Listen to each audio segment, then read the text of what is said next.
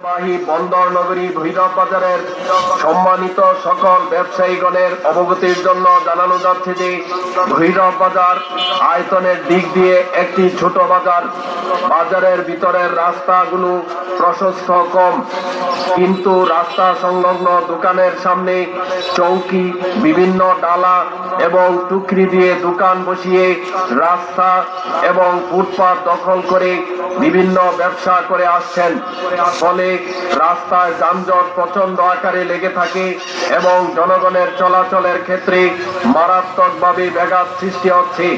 এমত অবস্থায় ভৈরব বাজারের বিভিন্ন রাস্তার ফুটপাতে চৌকি, বিভিন্ন ডালা এবং টুকরি বসিয়ে রাস্তা দখল করা থেকে বিরত থাকতে এবং রাস্তায় যানজট সৃষ্টি না করার জন্য সংশ্লিষ্ট সকল ব্যবসায়ীগণকে বিশেষভাবে অনুরোধ করা হইল। অন্যথায় ভ্রাম্যমাণ অভিযান সহ আইন অনুযায়ী প্রয়োজনীয় ব্যবস্থা গ্রহণ করা হবে। অনুরোধ ক্রমে প্রশাসক, ভৈরব পৌরসভা ও উপজেলা নির্বাহী অফিসার, ভৈরব, কিশোরগঞ্জ।